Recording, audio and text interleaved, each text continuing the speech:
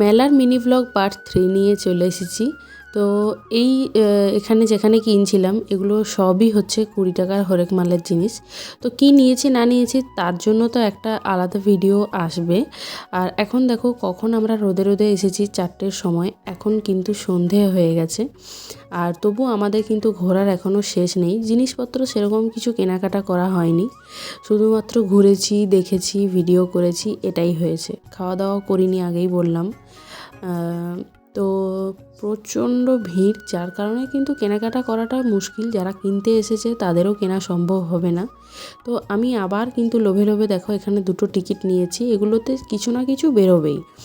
তো এখানে আমার 2টো জিনিস বেরিয়েছে, সেটাও তোমাদের দেখাবো। আমি একদম বলে বলে দেবো কোনটা কোথা থেকে পেয়েছি। আর তারপর দেখো এবার আবার মন্দিরটা একটু দেখে আর আমরা কিন্তু বাড়িতে চলে এলাম।